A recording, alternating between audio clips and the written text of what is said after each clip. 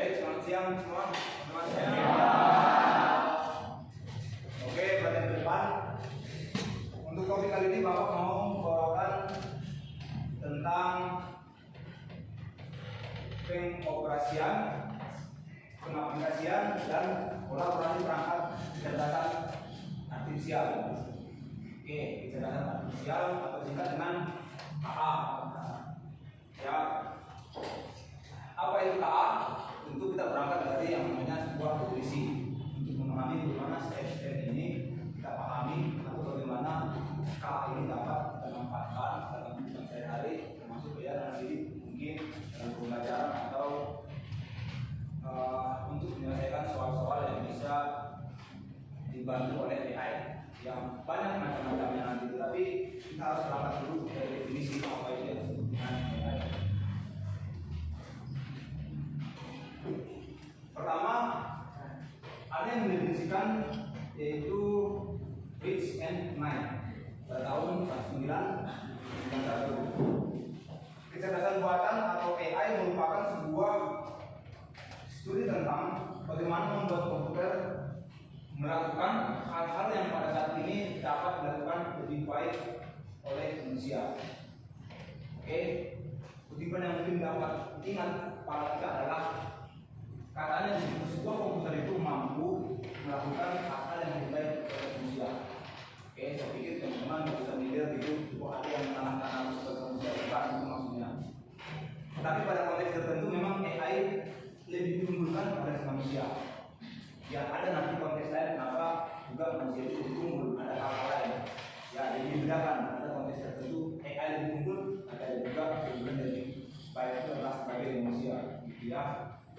Oke. Selanjutnya, saya kira kita belajar tentang AI ini itu untuk apa? Ya, kalian yang termasuk jurusan RPL, apa pentingnya kita belajar AI ini sebenarnya? Mungkin sudah ada stigma di antara kalian AI itu kesannya negatif. Ada, karena beberapa orang sudah berani mencoba. Pak, AI itu kalau kami ujian itu malah kerjanya yang main-main kopi aja langsung kopi soalnya. Dapat dengan kita saya ujian Pak. Itu sebenarnya pandangan yang negatif. Artinya itu nggak berpikir lagi. Tapi harus kita bedakan juga. Ada kalanya pandangan positif banyak sebenarnya kalau kita benar-benar bijak menggunakan ya pandangan positif. Nanti kita lihat bagaimana hal-hal positif itu benar bisa diungkapkan oleh si AI. Lepas tadi kita punya pandangan yang negatif nanti ada perbedaan di situ. Jadi tujuan pembelajaran yang pertama adalah peserta mampu mengenali dan menerapkan perangkat kecerdasan artifisial pada area pemanfaatan secara umum dan khusus. Apa yang menjelaskan? Menerapkan perangkat kecerdasan artifisial. Menerapkan artinya apa? Mengaplikasikan. Oke, mungkin bahasa sehari-hari gunakanlah AI. Oke, jadi teman-teman nanti bisa menilai bagaimana kita ini cocok untuk pembelajaran ini dan ini cocok untuk ini. Jadi kita terapkan. Ya, yang berikutnya adalah peserta mampu atau nanti mampu memilih perangkat kecerdasan artifisial yang sesuai untuk berkolaborasi. Kalian semua sebagai siswa di sini bisa memilih kira-kira dalam hal ini pembelajaran kita coding kecerdasan artifisial itu apa AI yang benar-benar cocok untuk kita gunakan. Ya, nanti kita lihat salah satu cocok kemana. Ada banyak hal sebenarnya yang menjadi keunggulan dari AI ini. Yang ketiga, kalian sebagai siswa mampu melakukan kolaborasi dengan perangkat kecerdasan artifisial untuk menyelesaikan tugas yang spesifik. Ini tadi yang sudah saya buka di awal, tugas yang spesifik. Dan sering kita coba juga yang tugas-tugas mungkin kerjaan matematika atau soal yang lain untuk mencari informasi, mencari data yang dibantu dari sebuah buku dibantu oleh AI. Ya, jadi kombinasi antara buku atau pemahaman yang ada di otak dari sebelumnya juga dilengkapi oleh AI. Bisa dilengkapi. Yang berikutnya, peserta atau kalian sebagai siswa mampu menganalisis model, metode, dan pendekatan pembelajaran yang tepat untuk mengintegrasikan kecerdasan artifisial dalam proses pembelajaran. Oke, ada model-model yang bisa kita terapkan supaya kegiatan pembelajaran kita lebih menarik. Ya, kita fokus pada yang namanya dulu mungkin buku tanpa teknologi, catat-catat dan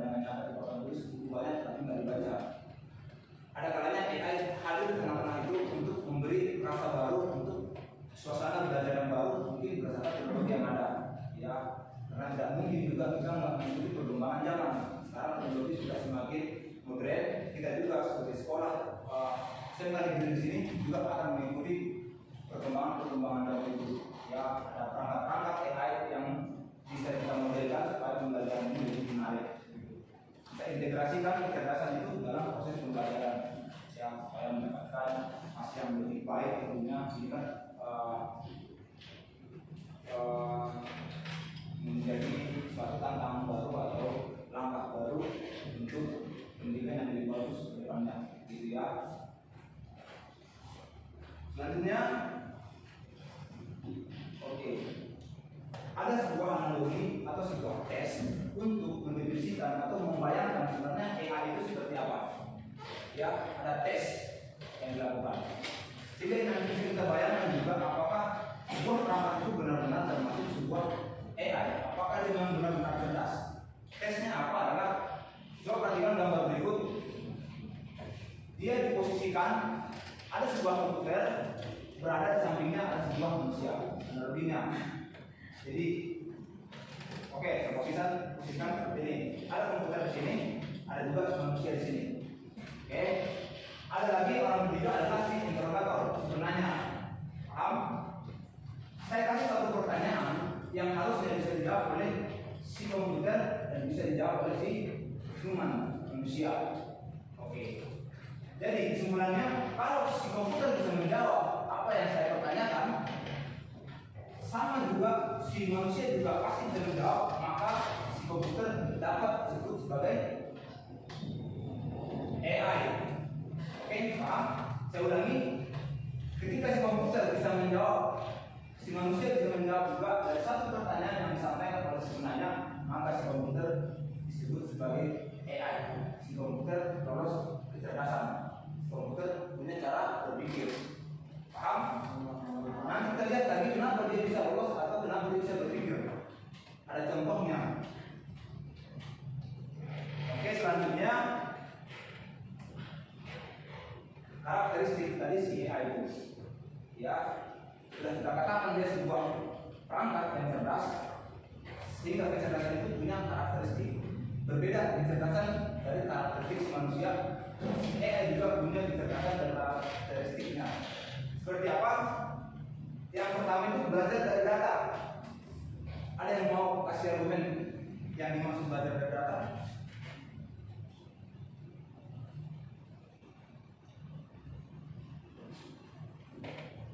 Data, artinya dia punya data yang sesungguhnya sehingga belajar dari data. Oke? Paham? Saya jelaskan lebih dalam lagi. Coba kalau kalian pikir, kalau kita tanya si AI komputer, di manakah Pak Jokowi lahir? Siapa yang bilang bisa AI bisa jawab? Ada yang bilang nggak bisa? Tidak ada, semua alat yang bisa jawab. Kenapa? Data, artinya profil si Pak Jokowi sudah beredar luas di internet. Ya, ada data yang dicarinya. Kalau dia nggak ada data, pasti si AI bilang saya tidak mengenali ini dan tidak ada data yang saya temukan sesuai dengan nama ini. Kalau kita lakukan simulasi yang lain, coba di manakah Fadli lahir? Apalagi katakan Fadli ini belum tokoh terkenal. Kira-kira bisa nggak tidak? Oke, kita simpan jawaban enggak, tapi nanti kita coba. Ya, apakah itu benar-benar bisa? Karena begini, dari definisi yang disampaikan harus belajar dari data. Kalau memang kita tidak dikenali, pasti jawabannya dia akan mempertanyakan lagi Fadli yang mana yang awal itu, apakah dia orang terkenal atau tidak. Jadi dia membutuhkan data yang lebih banyak supaya mengasih jawaban yang sesuai, memberi jawaban yang sesuai. Oke, itu yang dimaksudkan dengan belajar dari data. Yang kedua, beradaptasi dengan pengalaman. Ini bagaimana? AI juga mempunyai pola. Ketika pertanyaan yang pertama itu kita kasih jawab, kita perintahkan, maka kemudian pertanyaan itu juga menjadi pola berikutnya supaya dia memahami pengertian pertanyaan kamu tadi. Ada pernah suatu kejadian kita tanya sahabat CCTV, dia kasih dua pilihan.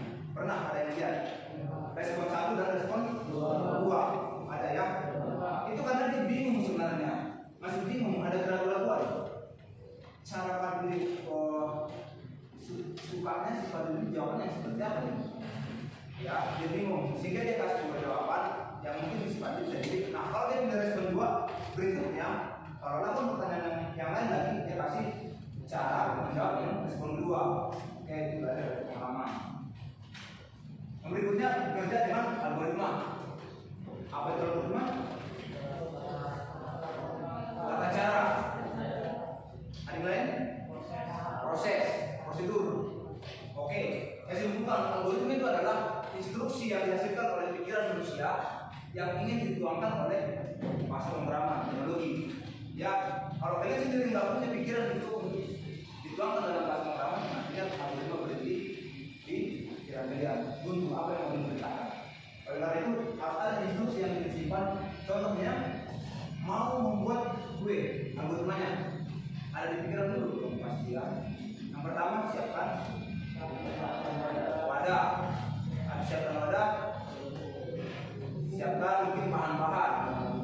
Next, peralatan, lalu aduk, ya.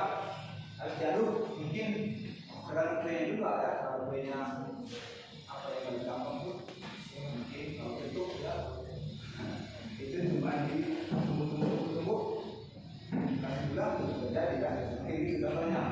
Tapi ada sistematika, ada prosedur yang harus dilakukan dulu sehingga output jadi. Maka itu disebut dengan algoritma. Sistematika, prosedur, langkah-langkah atau tahap-tahap yang disertai oleh otak manusia. Mengenali pola dan membuat keputusan otomatis. Ya, ini hampir sama dengan yang tadi. Tapi yang dimaksudkan keputusan otomatis apa itu? Ya, sama dengan yang tadi, artinya si AI pasti memberikan jawaban semampunya dia atau keputusan sepengetahuan dia tentang hal yang dipelajari. Ya, apapun ditanya pasti dia punya jawaban. Ya, mengenai ini, mengenai itu tetap dia punya jawaban. Minta ini tetap dia punya jawaban, walaupun sebenarnya tidak sesuai dengan harapan kita juga, karena berbeda. Ya, tapi dia berusaha untuk memberikan jawaban. Itu yang dimaksudkan oleh karakteristik ini. Next, jenis-jenis kecerdasan artifisial. Ya, manusia juga punya macam-macam kecerdasan. Walaupun secara keberadaan ya semua orang punya kecerdasan, tetapi ada yang mampu mungkin menggambar, jago. Ada yang pintar mungkin matematik, ya. Ada yang pintar mungkin berbicara, ada yang pintar mungkin hal-hal yang lain. Ya, demikian juga si AI ini diciptakan untuk kepentingan masing-masing, untuk suatu keistimewaan masing-masing, untuk suatu keperluan masing-masing. Mungkin nanti ada contohnya yang merapikan kata-kata, membuat suatu teks pidato, misalnya tolong buatkan pidato 17 Agustus yang konteksnya ini bisa dirapikan. Atau yang mungkin buatkan gambar yang lucu ketika kita perintahkan mungkin dia berada di sebuah hutan. Hutan di bawah pohon dan melihat pemandangan yang bagus. Oke, kita arahkan dia, kita deskripsikan dia supaya menghasilkan gambar tertentu. Dari teks itu kita minta AI membuatkan sebuah objek dalam bentuk gambar. Ada juga yang lebih menarik lagi adalah dari teks itu kita minta si AI melakukan pembuatan sebuah video. Ya, dari teks yang kita deskripsikan bisa menciptakan sebuah video sesuai dengan apa yang kita sampaikan. Ya. Selanjutnya ada juga pengenalan suara, speech recognition. Ya, pengenalan suara. Di mana contohnya? Google Voice. Ya, kadang-kadang kalau kita mikir kenapa dia bisa mengenali suara kita, padahal dia nggak punya otak, nggak punya pendengaran. Ada nggak pernah berpikir sampai itu nggak? Jadi kupingnya si komputer ini dari mana? Kira-kira? Ya, kalau kita berbicara tentang penciptaan manusia, hanya yang bisa mendengar adalah kuping. Ya enggak? Tapi kenapa si komputer bisa mendengar tanpa punya kuping? Ya, mungkin bayangannya adalah tetap berdasarkan data. Jadi yang dikenal itu adalah teks yang terucapkan. Jadi kalau kita katakan apa, maka dalam pikirannya atau dalam database dia si A, B, dan A. Ya, itu yang dikenali. Selanjutnya ada pengenalan gambar. Apa ini? Mungkin dipergunakan gambar itu dipergunakan ketika kita mau absensi muka. Ada punya? Pernah? Kalau dipikir kenapa dia bisa mengenali mukanya kita? Padahal dia nggak punya mata. Ada yang punya logika sampai kemana? Sampai kemana itu bisa? Orang? Kenapa seperangkat itu bisa mengenali kita padahal dia nggak punya mata?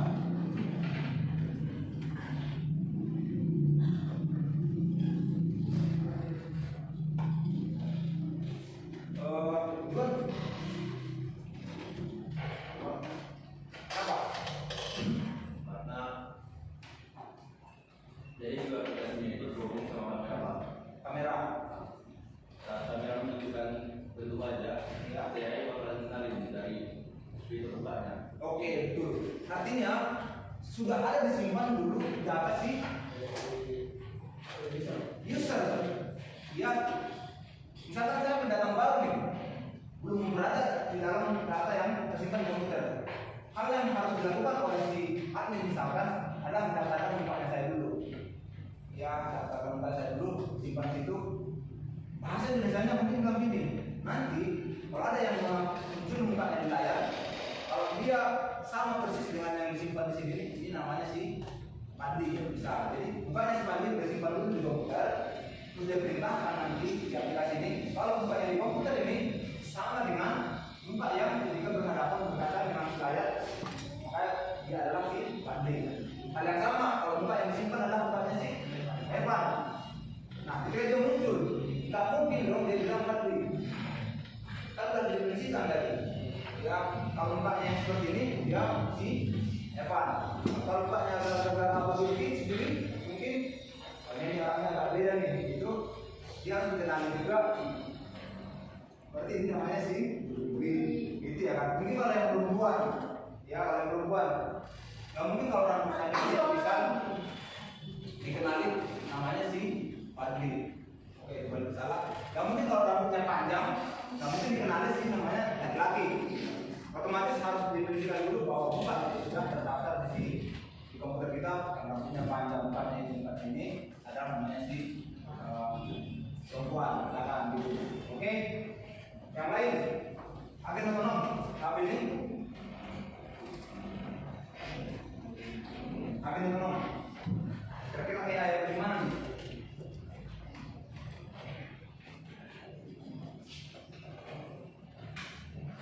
Atau autonomous agents dalam bahasa Indonesia, agen yang otomatis. Ya, otomatis. Contohnya adalah ketika kalau kalian itu mungkin yang paling sering dijumpai adalah di toko online, Shopee, ya. Itu kalau kalian tanya, Mbak, Kak, gitu ya. Jangan senang dulu, sebenarnya dia bukan siapa-siapa yang mau langsung respon kita ya. Ya kan, belum tentu dia orang yang benar respon kita ya. Tapi kalau kita tanyanya yang lain-lain, yang bercandain lah gitu kan. Terus kita malah senang, oke, ini ada semakin cepat nih. Saking cepatnya kita mungkin sedikit baper gitu. Padahal dia itu sama sekali bukan manusia. Walaupun mungkin dia gunakan korbannya itu hewan yang canggih atau laki yang nggak canggih. Ya, secara programming dia digunakan untuk menjawabkan pertanyaan pendahulu, pertanyaan basa-basi. Ya, misalkan saya ini nggak terus sama sekali langsung direspon itu ada ya. Sebelum dia mulai menanyakan hal-hal yang lebih spesifik tentang pembelajaran kita sudah sama ketentuan. Nah itu contoh-contohnya. Ada jenis-jenis kecerdasan artifisialnya. Oke, selanjutnya manfaatnya itu sebenarnya banyak, ya. Sangat banyak sekali manfaat kecerdasan artifisial itu. Tapi kita akan bahas mungkin hal-hal yang paling gampang kita lihat atau kita temui di teman pembelajaran kita. Yang pertama itu adalah analisis data besar. Ini dimaksudkan adalah ketika kita mencoba membandingkan pengetahuan kita dengan pengetahuan si AI. Ya, analisis data besar. Itu yang saya bilang dia belum punya pengetahuan, boleh juga menggunakan si ChatGPT. Tetapi penggunaan sebetulnya bukan dari ChatGPT, apalagi kalau kalian seorang penulis. Ya, itu hanya membandingkan aja ChatGPT bilang apa, tapi harus kalian kuasai juga kebenaran atau buku dan pengetahuan yang mempunyai sumber yang jelas. Ya, hanya membanding aja, boleh juga menganalisis. Yang selanjutnya adalah otomatisasi pekerjaan. Ini yang paling sering juga kita gunakan, yaitu kalau kalian yang tadi sudah contohnya, mungkin tambahannya adalah buat slide PPT secara otomatis. Ya, itu juga slide PPT atau buat makalah secara otomatis. Ya, membantu. Tapi ingat, membantu bukan berarti hanya membiarkan si AI yang bekerja, tapi kalian sebagai manusia harus bisa mengontrol apa yang mestinya dan kuasai juga. Ya, jangan biarkan si AI sudah buat suatu makalah, dan harus baca juga, bukan lagi mana yang benar, mana yang salah. Ya, karena apa? AI juga sering sekali salah. Ya, jadi tidak boleh langsung melepaskan pekerjaan itu kepada si AI. Harusnya kalian sebagai manusia yang bertanggung jawab atau lebih dulu menganalisa apakah itu sudah benar. Ya, bandingkan. Selanjutnya saya mau kasih kalian pandangan begini. Kita pada posisi ini sebenarnya adalah manusia yang berpikir, paham? Ya, manusia yang berpikir. Tetapi teknologi AI memaksa seakan-akan manusia nggak berpikir lagi. Setuju nggak? Ya, Tuhan menciptakan manusia untuk berpikir. Sekarang manusia menciptakan robot untuk berpikir. Paham? Melencengnya di mana? Tuhan menciptakan manusia untuk berpikir. Sekarang kita sering sekali menciptakan suatu benda untuk berpikir. Akhirnya si manusia yang berpikir. Ya, garis bawahi apa yang menjadi nilai dari di situ. Oleh karena itu jangan sampai kita hanya memanfaatkan AI atau dia juga berpikir. Paham? Oke, next. Cara kerja. Ada yang mau jelaskan cara kerja? Dan definisi yang tadi?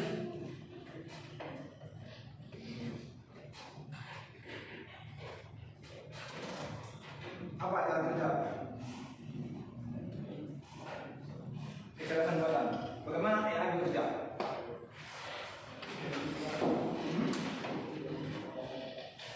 Oke, coba alurkan dari step 1, step 2, step 3 apa yang dia kerjakan. Step nomor ini gimana? Oke, supaya nggak terlalu lebar kita ambil contohnya ChatGPT. Cara kerjanya gimana? Ya, apa yang dilakukan si user, apa yang dilakukan si ChatGPT, apa hasilnya? Boleh. Dan bayangan dari ini masukkan proses jualan.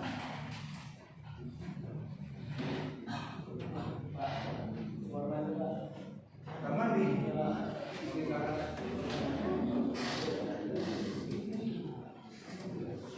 ada yang lain tidak?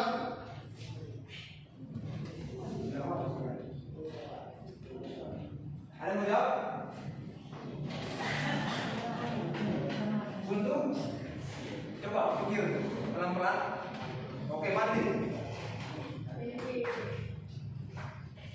Jadi cara kerja AI ialah kita pertama masukkan data yang ingin kita tanyakan seperti pertanyaan, perintah suara, teks atau gambar. Lalu AI akan secara otomatis bekerja untuk menggunakan data yang dia miliki. Lalu dia akan memberikan kita output, yaitu keputusan, hasil karya seni, prediksi dan saran bagi kita yang bertanya. Ya, mungkin itu saja, Pak. Oke, thank you. Nanti silakan terus.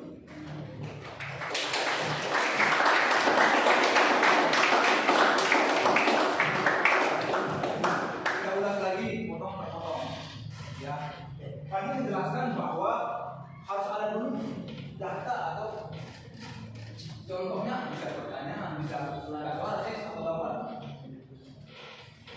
Yang menjadi input masukan. Oke, kenapa harus dia menerima dulu yang namanya data itu?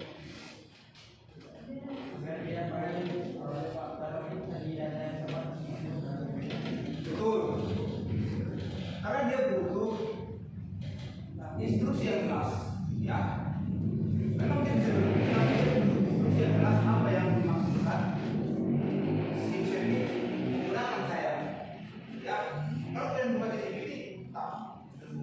biarin. Terus kita nunggu punya keluar di jawaban nih tanpa menginstruksikan. Nggak bisa ya, koneksi kita sama AI nggak seperti itu. Harus ada instruksi yang jelas yang diperintahkan. Bahkan semakin jelas instruksi itu semakin dia memahami. Ya, itu yang dimaksudkan dengan masukan. Terus proses atau pelatihan data. Ya, apa yang dimaksud dengan proses atau pelatihan data? Jaren.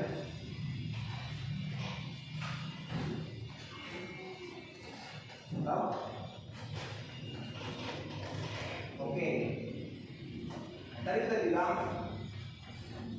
dia harus mengenali pertanyaannya. Kemudian dari yang dikenali pola-pola itu itu dia proses berdasarkan apa yang dia pahami, apa yang dia sesuaikan teks yang ini tadi dengan apa yang berada di internet. Contohnya gini, kalau kalian tanya apa itu pengertian teknologi, maka dia harus menangkap dulu. Kalau ada sebuah website yang menjelaskan teknologi, bla bla bla bla, maka dia harus kenali dulu. Sepertinya kalau pertanyaan, kalau teks teknologi ditanya, teks teknologi muncul di layarnya saya ini, layarnya CCTV ini, dia pikir gitu. Kalau muncul kata teknologi di layarnya saya, sepertinya ini mengarah ke hal teknologi. Kalau dia muncul pengertian, misalkan pengertian teknologi, dia sudah bisa mendefinisikan bahwa pengertian yang dimaksud di ini adalah untuk memunculkan arti atau definisi si teknologi di dalam internet, website atau apapun itu. Ya, jadi pengertian teknologi. Nah, dia definisikan dulu pengertian ini maksudnya mengarah kemana adalah untuk menjelaskan si teknologi. Nah, teknologi ini apa? Dia juga harus kenali berdasarkan apa yang sudah dijelaskan oleh sumber-sumber yang lain. Ya mungkin bisa dari Wikipedia. Jadi kalau kalian tanya, oke, kan gini. Kalau kalian tanya Google, apa teknologi? Maka dia jelaskan berdasarkan website yang muncul. Paham? Mungkin ambil teknologi Google, ada Wikipedia menjelaskan, Wikipedia mungkin teknologi adalah perangkat terbarukan seperti ini. Ada juga pertanyaan-pertanyaan yang lain, website yang lain yang menjelaskan tentang teknologi. Itulah yang disaring oleh si AI ini dan mencoba memberikan, ya enggak sepenuhnya benar, tapi dia mencoba memberikan ini pengertian. Kalau berbeda, dia akan tanyakan lagi. Tapi kita masih tanyakan lagi, bukan ini yang saya maksud. Lalu yang saya maksud yang seperti apa penjelasannya? Kan jadi nanya gitu. Jadi dia proses tapi nggak sepenuhnya langsung benar, tapi berdasarkan bagaimana kita terhubung atau bagaimana kita menggali informasi yang disimpan. Selanjutnya dia berani menggunakan foto berdasarkan dirinya sendiri. Ya, nanti kita pelajari sebenarnya ada algoritma yang khusus bagaimana AI itu bertindak untuk mengambil keputusan yang tadi. Yang kita pelajari ini. Oke, selanjutnya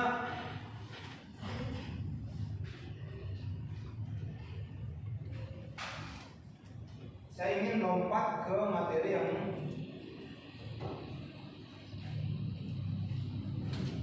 ini. Apa ini? Asisten kecerdasan artifisial, AI asisten atau chatbot. Oke. Saya baca dari atas. Berikut ini adalah beberapa contoh tugas spesifik yang dibantu oleh perangkat KA beserta contoh aplikasinya. Jadi ada banyak sebenarnya fungsi-fungsi kecerdasan artifisial itu, tapi ini adalah mungkin yang sering kita temukan dan contoh-contoh yang spesifik. Yang pertama itu adalah asisten KA atau AI Assistant Chatbot.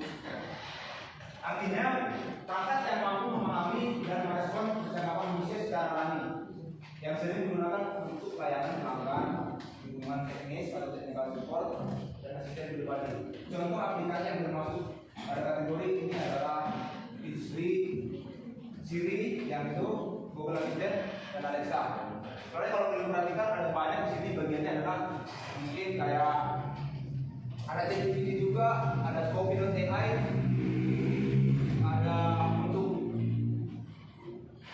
ini yang marketing. Yang marketing bisa juga boleh pakai yang server, tracking, marketing.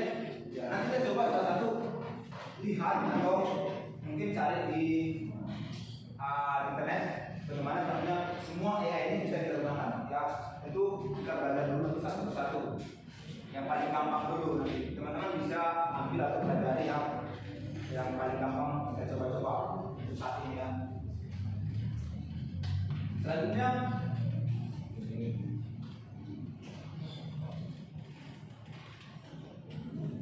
untuk produksi dan penulisan video atau dalam bahasa Inggris dibilang video generation editing. Perangkat-perangkat KA yang termasuk dalam kategori dapat digunakan untuk membuat, mengedit atau menyempurnakan video jika cocok untuk pembuatan konten, iklan, presentasi visual. Contoh perangkat KA yang termasuk dalam kategori ini adalah Synthesia, Runway, Filmora, dan Focus Clip. Ya, nanti teman-teman bisa cari. Saya berharap juga kalian terlibat atau sama-sama kita belajar, maksudnya bagaimana kita memanfaatkan AI. Ya, itu terus berkembang. Kita sebagai guru juga hanya memfasilitasi atau mencoba memberikan gambaran bagaimana kita gunakan. Harusnya kalian semua juga yang terlibat untuk mencari dengan sendirinya motivasi dan sendiri untuk menggunakan AI tersebut. Ya, jadi seorang guru juga memberikan beberapa mungkin contoh yang pernah belajar. Tapi kita sebagai siswa harusnya punya inisiatif sendiri untuk belajar mandiri, mengerjakan atau membuat konten-konten berdasarkan apa yang pernah dilakukan. Ya, harapan itu bisa dengan terapkan. Tidak sepenuhnya apa yang pernah dipelajari di sekolah. Ada juga penulis dan asisten rapat. Ini adalah perangkat KA yang masuk pada kategori. Oke, maksudnya di sini adalah perangkat yang dapat merekam, menganalisis dan merangkum secara otomatis untuk meningkatkan produktivitas kerja. Contohnya adalah Karton dan Nota. Ya, nanti kita gali satu-satu bagaimana kita gunakan. Tapi yang jelas difungsikan untuk penulis dan asisten rapat. Ya, barangkali nanti sama dari sini pasti sudah punya peran sendiri, tambah juga jadi bimbing rapat. Saya pikir AI itu berfungsi untuk membantu dia menyelesaikan masalah-masalah perusahaan kita sendiri ya. Ya mungkin saya kira itu hal yang menarik nanti kalau suatu saat kita menjadi pemimpin dalam sebuah perusahaan. Di perusahaan itu kita juga harus belajar yang namanya pertimbangan AI. Untuk penelitian ini juga ada perangkat bahas dapat pula membantu dalam penelitian akademik atau profesional dengan cara menganalisis dan mencari informasi secara cepat dan akurat. Contoh perangkat KA yang dapat dikategorikan dalam kategori ini adalah salah satunya di research and use AI. Karena punya kehidupan juga ini sama ChatGPT. Gini, sebenarnya sekarang itu kalau kalian nanti misalkan kuliah gitu, bikin skripsi itu aja sebenarnya bisa. Ya, tapi ini bukunya. Apapun yang bilang kita daftar pustaka, terus penelitiannya apa, terus menganalisis datanya, validasinya apa, bisa dibantu sama si AI. Ya, ini gambaran. Tetapi memang tidak disarankan ya umumnya.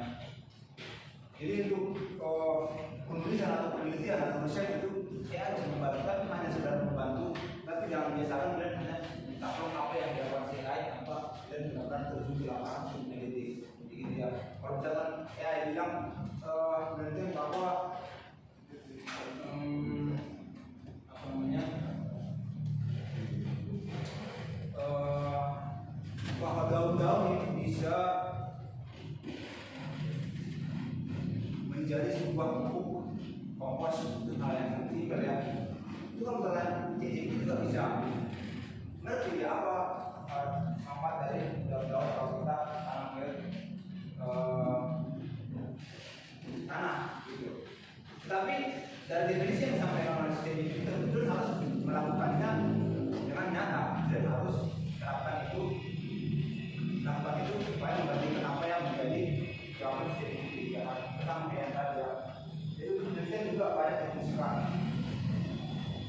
Selanjutnya ada lagi penulisan typing, ya itu hal yang simpel juga.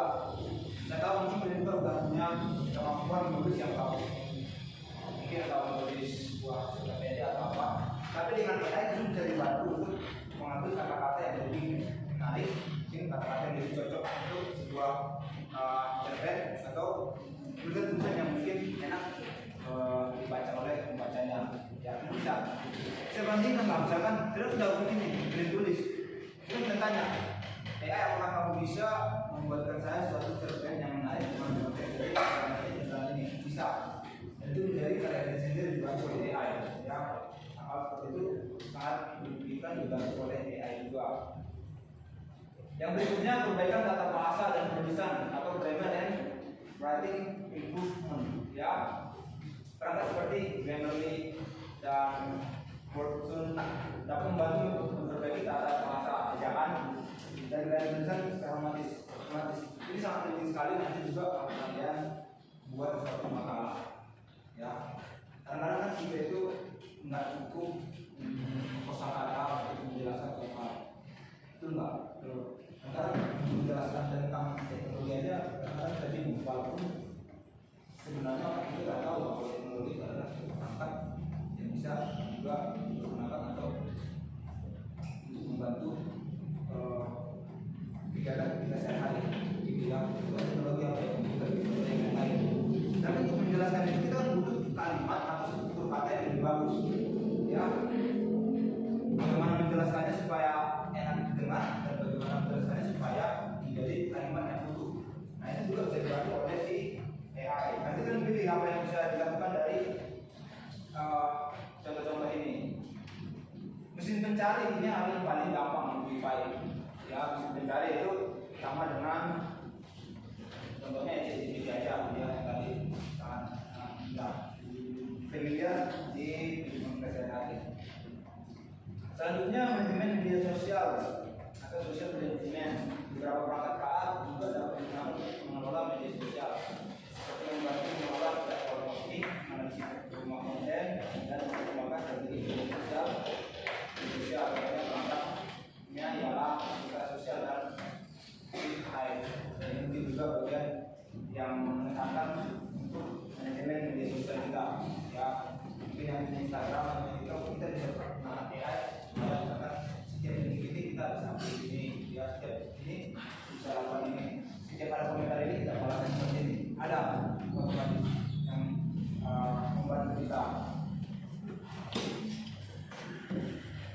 Ada banyak lagi, mungkin pembuatan gambar yang akan bersama juga dengan yang tadi, terus desain grafis juga ada, pembuatan aplikasi dan pemrograman juga bisa, bikin coding, ya terbantu sih kita minta si AI yang bantu kita. Kira-kira mau bikin coding yang seperti ini kita mulai dari mana nih? Karena kita membuat website, gitu kan? Apa yang harus kita lakukan dulu? Itu mungkin si AI bisa lakukan buat dulu prototype-nya, gambarnya di mana, terus kemudian buat dulu database-nya. Kamu coding di front-end-nya, terus kamu coding di back-end-nya gitu. Kita bisa dituntut sama si AI ya, nanti manfaatkan juga dari jenis AI yang tergantung. Tentunya manajemen proyek ya, itu juga kebetulan mungkin kegiatan atau proyek-proyek di kehidupan sehari-hari bisa juga ada banyak sebenarnya. Ini ada juga tentang rekrutmen, tentang pengetahuan, email cerdas, email AI. Ya, nanti salah satu kita coba dalami presentasi yang tadi saya sampaikan, terus buku isu juga ada, jadi suara, pembuatan musik, generation juga ada banyak sekali AI ini yang bisa kita manfaatkan nanti. Oke, next ini tadi sudah dijelaskan karakteristiknya apa, selanjutnya. Oke, ini tambahan perbedaan antara KA dan kecerdasan manusia. Boleh? Perhatikan. Yang pertama, KA itu katanya tidak memiliki perasaan, hanya mengikuti instruksi. Sudah jelas tadi ya, disampaikan ya, tidak memiliki perasaan. Sementara kecerdasan manusia bisa berpikir sendiri dan memiliki perasaan, serta ketika untuk berinovasi dan menciptakan ide yang baru. Ini mungkin sangat simpel tindakannya ya, dengan kata tadi ya, ada teknologi. Selanjutnya, kalau KA itu belajar dari data dan program yang diberikan ya, yang disampaikan. Sementara manusia bisa belajar dari banyak hal berbeda, beradaptasi dengan lingkungan melalui interaksi sosial. Artinya bisa adalah keberadaan seorang makhluk dan makhluk sosial yang lain. Oke. Selanjutnya hanya memahami hal yang ada di dalam data, ya hanya memahami. Jadi apa yang ada di dalam data yang dapat diakses dalam internet online, hanya itu yang bisa dipahami.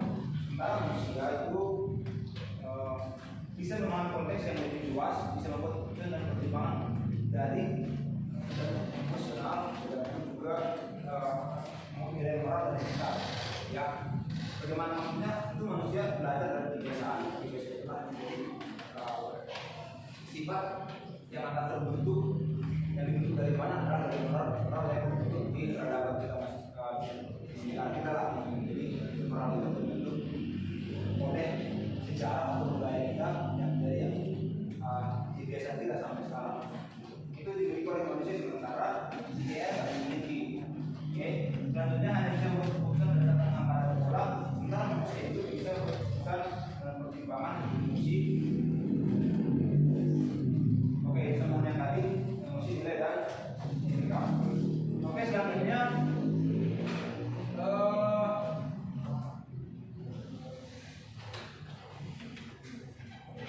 mungkin itu yang bisa Bapak sampaikan dulu bagaimana kita memahami AI ini. Saya pikir sekarang kalian boleh coba aplikasikan atau lakukan implementasi menggunakan atau menerapkan si AI tadi. Ya, sesuai dengan kelompok yang tadi kita tentukan, coba kelompok bekerja sama berdiskusi untuk buat konten atau buat